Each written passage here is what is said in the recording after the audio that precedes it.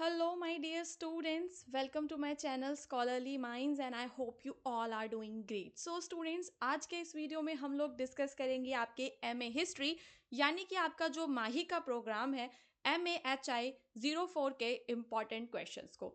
जो भी बच्चे दिसंबर में एग्जाम देने वाले हैं, ये वीडियो उन सभी बच्चों के लिए बहुत ही ज़्यादा ज़रूरी है क्योंकि हम यहाँ पर सिर्फ उन टॉपिक्स को डिस्कस करते हैं जो कि इम्पॉर्टेंट होते हैं। स्टूडेंट्स, आपको ध्यान रखना है, सिर्फ हम डिस्कस करते हैं उन टॉपिक्स को जो होते हैं आपके लिए बहुत ही ज़्यादा ज़रूरी और जिनके आपके एग्जाम में आने के चांसेस बहुत ज़्यादा होते हैं। साथ ही साथ हम लोग आपको PDF भी प्रोवाइड करते हैं और आसान भाषा में सारे क्वेश्चंस के आंसर्स को समझाते हैं कि सारे क्वेश्चन के आंसर में आपको क्या लिखना है। ये जो वीडियो है ये हिंदी और इंग्लिश दोनों मीडियम के स्टूडेंट्स के लिए अवेलेबल है। आप लोग यहाँ से वीडियो देखो, उसके बाद किसी भी प्रकार की जो कन्फ्यूजन होती है बच्चों आपको, उसके लिए आप लोग हमारी वेबसाइट से PDF डाउनलोड कर अपनी रिवीजन भी कर सकते हैं। ठीक है, तो चलिए स्टार्ट करते हैं। सबसे पहला हमारा क्या क्वेश्चन है, that how did the establishment of railways help in the conquest and administration of India. आप सभी को पता है कि इंडिया के अंदर जो अंग्रेज आए थे उन्होंने भारत में रेलवेज का निर्माण किया। अब जो यहाँ पर हमें बताना है कि रेलवे के निर्माण से किस प्रकार से उन्होंने इंडिया में और ज़्यादा अपनी जो पकड़ है वो बना ली और जो उनका प्रशासन है उसको और ज़्यादा मजबूत कर लिया। फर्स्ट ऑफ ऑल, किसी भी क्वेश्चन के आंसर में you have to write the introduction. ठीक है, तो इंट्रोडक्शन को लिखना बिल्कुल मत भूलना। The establishment of railways in India played a crucial role in both the conquest and the administration of the country by the British। तो इंडिया में जो रेलवे की स्थापना हुई उसकी वजह से क्या हुआ कि जो ब्रिटिशर्स थे उनकी जो पकड़ है भारत में वो और भी ज़्यादा मजबूत हो गई, क्योंकि जो रेलवेज हैं उन्होंने ब्रिटिशर्स को नेसेसरी इंफ्रास्ट्रक्चर प्रोवाइड किया। इंफ्रास्ट्रक्चर यानी कि बच्चों जो आपका ये होता है, ब्रिजेस होते हैं, ठीक है आपके, और ब्रिज हो गया, रेलवेज हो गई, रोड्स हो गए, सड़क, बिल्डिंग्स, सब आपका इंफ्रास्ट्रक्चर में आता है। तो रेलवे ने ब्रिटिशों को भारत में अपने नियंत्रण को मजबूत करने, सैन्य संचालन को सुविधाजनक बनाने, संचार में सुधार लाने और आर्थिक शोषण को बढ़ावा देने के लिए जो बुनियादी ढांचा है वह प्रदान किया। ठीक है, तो क्या प्रदान किया उन्होंने? बुनियादी ढांचा यानी कि आपका इंफ्रास्ट्रक्चर प्रोवाइड किया, जिसकी वजह से उनका जो कंट्रोल है वो इंडिया में बहुत ज़्यादा बढ़ गया। And it was a major tool use by the colonial government to maintain its dominance over the Indian subcontinent. तो ये यहाँ पर जो कॉलोनियल गवर्नमेंट है उसका एक टूल था, जिसकी वजह से जो कॉलोनियल गवर्नमेंट है उसने इंडिया के ऊपर अपना डोमिनेंस बनाया, यानी कि अपना प्रभुत्व जमाया। ठीक है, now we will discuss the points. The first point is improved communication and connectivity. अब आप सभी को पता है कि जो रेलवेज होती है अगर हम उसका निर्माण कर देंगे तो दूर दराज के जो इलाके हैं वहां तक जो कनेक्टिविटी है वो बढ़ जाती है, संचार बढ़ जाता है। ठीक है, फिर यहाँ पर दूसरा होता है ट्रूप की मूवमेंट। तो जो सैन्य गतिविधियां होती हैं वो भी बहुत ज़्यादा बढ़ जाती हैं। ठीक है, सैन्य गतिविधियां बढ़ जाती हैं तो रेलवे ने ब्रिटिशों को बड़े पैमाने पर सैनिकों को एक स्थान से दूसरे स्थान पर जल्दी और आसानी से भेजने की सुविधा दी। ठीक है, फिर होता है आपका बच्चों economic exploitation and resource transfer. यहाँ पर जो रेलवेज है उसने एक की रोल प्ले किया भारत के इकोनॉमिक एक्सप्लॉयटेशन में। कैसे किया? By facilitating the easy transfer of raw material from the interior to ports for export. तो आप सभी को पता होगा कि जो आपके अंग्रेज थे वो क्या करते थे कि भारत का जितना भी कच्चा माल होता था उसको अपने देश में निर्यात करके ले जाते थे। तो यहाँ पर जब रेलवेज बन गई तो जो अंदरूनी इलाके हुआ करते थे हमारे, वहां से जो भी संसाधन थे, जो भी कच्चा माल था, उसको बंदरगाह यानी कि पोर्ट तक एक्सपोर्ट करना इजी हो जाता था। तो यहाँ पर हमने 3 पॉइंट्स को डिस्कस किया है। पहला वही पॉइंट है कि जो रेलवेज हैं उसकी वजह से कम्युनिकेशन और कनेक्टिविटी बहुत ज्यादा बढ़ गई थी, फास्टर कंट्रोल हो गया था। ठीक है, देन जो ट्रूप मूवमेंट है वो बहुत तेज हो गई थी, यानी कि अगर इंडिया में कहीं पर भी कुछ भी लोग विद्रोह करते थे, जैसे कि 1857 में लोगों ने विद्रोह किया, तो उसको दबाने का काम भी जो है रेलवेज की मदद से ज्यादा आसान हो गया था अंग्रेजों के लिए। ठीक है, देन यहाँ पर आपका जो तीसरा पॉइंट है वो है economic exploitation and resource transfer. तो यानी कि जो अंग्रेज हैं उन्होंने भारत के संसाधनों का एक्सपोर्ट करना रेलवे की वजह से और ज्यादा उनका बढ़ गया था। इसके बाद इसकी वजह से जो ब्रिटिश एडमिनिस्ट्रेशन है उसका प्रशासन बहुत ही ज्यादा मजबूत हो गया था। तो रेलवे के माध्यम से ब्रिटिशों ने भारत भर में अपनी प्रशासनिक मशीनरी को कुशलतापूर्वक संचालित किया। इसने प्रशासनिक आदेशों और संसाधनों के समय पर विभिन्न हिस्सों में पहुंचाने में मदद की, जिससे सुचारू रूप से शासन सुनिश्चित हुआ। ठीक है, तो यानी कि जो दूर दराज तक ऑर्डर्स होते हैं, रिसोर्सेज होते हैं, वो सब पहुंचाना शुरू करा, और जो उनका गवर्नेंस है इसकी वजह से स्मूथ हुआ। देन यहाँ पर जो ब्रिटिश का मिलिट्री कंट्रोल है वो भी रेलवेज की वजह से बहुत ही ज्यादा, सैन्य नियंत्रण जो है वो बढ़ गया था। तो रेलवेज ने जो है ब्रिटिशर्स को अलाउ किया to establish a stronger military presence across the country, enabling them to suppress revolts and maintain control over different regions. तो यहाँ पर जो आपके ब्रिटिशर्स थे वो रेलवेज की वजह से उनका जो कंट्रोल है अलग अलग रीजन्स में बढ़ गया था। So these are the 5 points जो कि आपको अपने इस क्वेश्चन के आंसर में इंक्लूड करने हैं। अगर आपको ऐसा लगता है कि जो रेलवेज है उसका और भी कोई रोल था इसके अंदर, तो आप वो भी यहाँ पर बता सकते हैं, है ना। जैसे कि जो रेलवेज है उसकी वजह से आवाजाही बढ़ रही थी, ठीक है, संसाधनों का दोहन बढ़ने लग गया था, अंग्रेजों का कंट्रोल इंडिया में बढ़ गया था। ठीक है, अब यहाँ पर हमारा दूसरा क्वेश्चन है। आपको पता होगा कि जो चोला डायनेस्टी थी इंडिया में, उसके अंतर्गत आपको ये जो यहाँ पर आपको 4 टर्म्स दे रखे हैं, ये बताना है कि ये 4 टर्म्स क्या थे। तो चोल साम्राज्य के अंतर्गत स्थानीय प्रशासन का आपको पहले विश्लेषण करना है, एंड आपको बताना है कि स्थानीय प्रशासन में उर नाडु ब्रह्मदेव और नगरम का क्या मतलब है। तो सबसे पहले वही आप अपना इंट्रोडक्शन देंगे। So the Chola dynasty is one of the most significant South Indian dynasty. So जो चोला डायनेस्टी थी वो साउथ इंडिया की एक one of the most important dynasty थी। established efficient local administration system to govern their vast empire। तो जो उनका इतना बड़ा एम्पायर था उसका प्रशासन करने के लिए उन्होंने एक बहुत ही अच्छी लोकल एडमिनिस्ट्रेशन सिस्टम को बना रखा था। So this system was decentralised with local administration carried out through various units like ur nadu brahmadeya and नगरम। तो यहाँ पर हमें कई सारे यूनिट्स देखने के लिए मिलते हैं, और ये जो है डे टू डे अफेयर्स को मैनेज करते थे। कौन कौन से अफेयर्स को मैनेज करते थे, जैसे कि local population, taxation, land distribution and maintaining law and order. So the Chola administration ensured effective governance by involving local bodies in the administration। तो यहाँ पर जो चोला गवर्नेंस है, यहाँ पर हम उसके बारे में इसलिए पढ़ रहे हैं बिकॉज उसने लोकल बॉडीज को भी एडमिनिस्ट्रेशन में इंक्लूड किया था, enabling them to function with considerable autonomy, जिसकी वजह से वो लोग काफी ज्यादा स्वायत्ता के साथ फंक्शन कर पाते थे। सो इस प्रकार से बच्चों ये है हमारा इसका इंट्रोडक्शन है। तो चोल वंश जो कि दक्षिण भारत के सबसे महत्वपूर्ण वंशों में से एक है, उसने अपने विशाल साम्राज्य का संचालन करने के लिए एक कुशल स्थानीय प्रशासन प्रणाली स्थापित की। क्या स्थापित की? एक कुशल स्थानीय प्रशासन प्रणाली स्थापित की। सो यह प्रणाली विकेंद्रीकृत थी, जिसमें स्थानीय प्रशासन विभिन्न इकाइयों जैसे कि उर, नाडु, ब्रह्मदेव और नगरम के माध्यम से यहाँ पर वो लोग शासन करते थे। और यहाँ पे जो भी टॉपिक्स, जो भी इकाइयां थी, उनके अपने अपने महत्वपूर्ण भूमिका होती थी, जैसे कि प्रतिदिन के मामलों को देखना, कराधान, भूमि का वितरण और कानून व्यवस्था को बनाकर रखना। अब हम यहाँ पर उर के बारे में पढ़ेंगे कि उर क्या है। तो जो उर है वो सबसे ज्यादा स्मॉलेस्ट एडमिनिस्ट्रेटिव यूनिट थी, जैसे कि आप लोग इंडिया में कह सकते हो अभी जो है हमारे गांव जो होते हैं एडमिनिस्ट्रेशन में, वो सबसे ज्यादा स्मॉलेस्ट यूनिट होते हैं। तो similarly in the Chola empire सबसे छोटी जो प्रशासनिक इकाई थी बच्चों, वह आपकी उर हुआ करती थी, typically consisting of a village और अ ग्रुप ऑफ विलेजेस। तो यहाँ पर जो है उर में एक विलेज भी हो सकता था और मोर देन वन विलेजेस भी हो सकते थे। तो it was primarily responsible for local governance such as maintaining law and order, collecting taxes and managing land affairs. तो यहाँ पर जो आपका उर है उसकी मुख्य जिम्मेदारियों के बारे में आपको बता देना है कि वह कर वसूलने काम करता था, भूमि मामलों का प्रबंधन करता था। The ur was managed by local assembly known as the ur sabha. तो for example we have gram sabha, similarly there was Ur Sabha which consisted of villages elders। तो in the Ur Sabha there are village elders। तो same to same it is like our Gram Sabha। Then we have Nadu। What is Nadu? तो it was a larger administrative unit, यानी कि यह एक बड़ी प्रशासनिक इकाई थी जो सामान्यतः गांवों के समूह से बनती थी।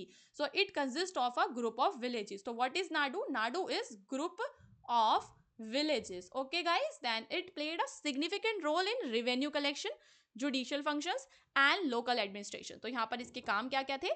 फर्स्ट, रेवेन्यू को कलेक्ट करना, जुडिशियल फंक्शंस को देखना और लोकल एडमिनिस्ट्रेशन को मैनेज करना। जुडिशियल फंक्शंस यानी कि वही जो किसी के बीच में अगर लोगों में आपस में किसी भी प्रकार का कोई विवाद हो जाता है तो उसको सुलझाना। देन हु इज नाडू वज ही। नाडू वज ही इज द हेड, ठीक है, नाडुओं का जो प्रमुख होता था उसको हम नाडू वज ही कहते थे, ठीक है, who supervised the functioning of local assemblies like Nadu सभा and coordinated the collection of taxes। फिर होते थे हमारे ब्रह्मदेया।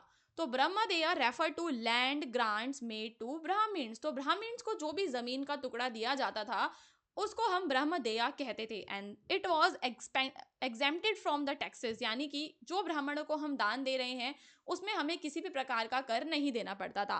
सो these lands were manage by Brahmin community and the administration of these lands were typically handled by the local assemblies. तो यहाँ पर इनका जो एडमिनिस्ट्रेशन है वो लोकल असेंबली देखते थे, पर टिपिकली जो ब्राह्मण कम्युनिटी हुआ करती थी वो इसको मैनेज करती थी। तो brahmadeyas were important in the Chola administration as they played a key role in local governance, economic activities and religious affairs. तो ब्रह्मदेया चोल प्रशासन में महत्वपूर्ण थे क्योंकि वे स्थानीय शासन, आर्थिक गतिविधियों और धार्मिक मामलों में भूमिका निभाया करते थे। Then we have nagaram. What is nagaram? तो it was the administrative unit corresponding to towns and cities. तो whenever we talk about towns and cities तो हम यूज करेंगे वर्ड नगरम का। तो नगरम वह प्रशासनिक इकाई थी जो नगरों और शहरों से संबंधित थी। ये शहरी केंद्र थे। क्या थे ये? शहरी केंद्र थे जो व्यापार, वाणिज्य, कारीगरी, उत्पादन में शामिल होते थे। नगरम का संचालन एक स्थानीय परिषद किया करती थी जिसमें नगर के नेता, व्यापारी और अन्य प्रभावशाली लोग शामिल होते थे। यह क्षेत्र की व्यवस्था बनाए रखने, व्यापार पर नियंत्रण और आर्थिक गतिविधियों का प्रबंधन करने में महत्वपूर्ण भूमिका निभाते थे। सो स्टूडेंट्स, आई होप कि आपको ये चारों अच्छे से समझ में आ गए होंगे। If you have any doubt आप लोग पीडीएफ में से ज़रूर रिवाइज करना, पीडीएफ को डाउनलोड कीजिए और अपनी रिवीजन को बूस्ट कीजिए। Okay students, so then we have to write a conclusion. In Hindi we call it nishkarsh. Okay, so the Chola Empire local administration system with its efficient use of Nadu, Brahmadeya and Nagaram played a crucial role in the governance of the empire। तो यहाँ पर empire के governance में इनका role बहुत ही important है, ठीक है। इन चारों का जो रोल है, इनकी भूमिका क्या है, बहुत ही ज़्यादा महत्वपूर्ण है। इनका काम है लॉ मेंटेन करना, ऑर्डर कलेक्ट करना, टैक्स को, रिसोर्सेज को मैनेज करना और लोकल पॉपुलेशन की जो नीड्स होती हैं, ठीक है, स्थानीय जनसंख्या की जो भी आवश्यकताएं होती हैं उनको पूरा करना इनका काम होता है। So the decentralise system allowed the local bodies considerable autonomy while maintaining central control, making the Chola administration one of the most effective in the Indian history। तो जो चोला प्रशासन है वह भारतीय जो हमारा हिस्ट्री है उसमें बहुत ही ज़्यादा प्रभावी बन गया। सो आई होप दैट आपको दोनों क्वेश्चंस अच्छे से समझ में आए होंगे। Now let's examine the third question in which you have to answer education policy of the colonial state. तो यहाँ पर आपको पूरा डिस्कस करना है कि जो आपका कॉलोनियल स्टेट था उसकी एजुकेशन पॉलिसी कैसी थी। कॉलोनियल स्टेट की पॉलिसी का मतलब क्या है? So the education policy of the British colonial state in India was primarily designed to serve their interest rather than the needs of the Indian population. तो यहाँ पर जो ब्रिटिश वाले थे उनके इंटरेस्ट को पूरा करने के लिए कॉलोनियल पॉलिसीज थी, ना कि भारतीय लोगों की नीड्स को पूरा करने के लिए। So the British sought to create a class of educated Indians who would serve a intermediaries between the rulers and the ruled. तो यहाँ पर आपको एक चीज इंपॉर्टेंट मैं बता देती हूँ कि देखो, सबसे पहली चीज कि जो ब्रिटिशर्स थे उन्होंने एक क्लास बनाई जिसमें एक ग्रुप बनाया, यानी कि जिसमें इंडियंस ही थे बट दे आर एजुकेटेड, ठीक है। और ये जो एजुकेटेड इंडियंस थे ये ब्रिटिशर्स और जो दूसरे इंडियंस थे उनके बीच में एक ब्रिज की तरह काम कर रहे थे, ठीक है। और यहाँ पे जो ब्रिटिशर्स हैं हमेशा उन्होंने अपने इंटरेस्ट को ध्यान में रखते हुए ही एजुकेशन को फैलाव किया। तो ब्रिटिश उपनिवेशी राज्य की शिक्षा नीति मुख्य रूप से भारतीय जनता की आवश्यकताओं के बजाय उनके अपने हितों को पूरा करने के लिए बनाई गई थी, ठीक है। क्यों बनाई गई थी? उनके अपने हितों को पूरा करने के लिए। ब्रिटिश का उद्देश्य एक ऐसे शिक्षित भारतीय वर्ग का निर्माण करना था जो शासकों और शासितों के बीच मध्यस्थ के रूप में काम करता। शिक्षा प्रणाली ब्रिटिशों के अंग्रेजी भाषा और पश्चिमी शैली की शिक्षा फैलाने के उद्देश्य से प्रभावित थी, लेकिन इसने पारंपरिक भारतीय शैक्षणिक प्रणालियों और स्थानीय आवश्यकताओं की अनदेखी की, ठीक है। तो यानी कि जो ट्रेडिशनल इंडियन एजुकेशन सिस्टम था और जो लोकल नीड्स थी उसको इसने निग्लेक्ट यानी कि इग्नोर किया। ठीक है. So the colonial education policy played a significant role in shaping the social, political and cultural landscape of India with both positive and negative outcomes. तो यहाँ पर हमें दोनों आउटकम्स देखने के लिए मिलते हैं. तो सबसे पहले आप लोग बताएंगे इंग्लिश एजुकेशन और वेस्टर्न इन्फ्लुएंस के बारे में. ठीक है, अंग्रेजी शिक्षा और पश्चिमी प्रभाव. So the British introduce English as the medium of instruction aiming to create a class of educated Indians. तो यहाँ पर सबसे बड़ा जो इनका मोटिव था वो यही था, एजुकेटेड इंडियंस की क्लास को मेंटेन करना जिन लोगों को इंग्लिश आती हो, हु कुड, ताकि वो लोग इनके एडमिनिस्ट्रेशन में काम भी कर सकें और इंटरमीडियरीज की तरह काम कर सके. ठीक है, इंडियन मासेस और ब्रिटिश रूलर्स के बीच में. ठीक है, तो ब्रिटिशों ने अंग्रेजों को शिक्षा का माध्यम बना, अंग्रेजी को, ठीक है, ब्रिटिशों ने अंग्रेजी को शिक्षा का माध्यम बनाने की शुरुआत की, जिसका उद्देश्य एक शिक्षित भारतीय वर्ग का निर्माण करना था. जब भारतीय वर्ग शिक्षित होगा तो प्रशासन में सहायता करेगा और इससे जो है वो मध्यस्थ के रूप में भी काम करेगा. So the focus on western knowledge including subjects like science, literature and law. यहाँ पर किस किस चीज पे उनका फोकस रहता था? वेस्टर्न नॉलेज पर उनका फोकस रहता था, rather than on Indian culture और इंडिजीनियस नॉलेज. तो इंडियन कल्चर और इंडिजीनियस नॉलेज पर उनका फोकस नहीं रहता था. फिर है आपका वुड्स डिस्पैच.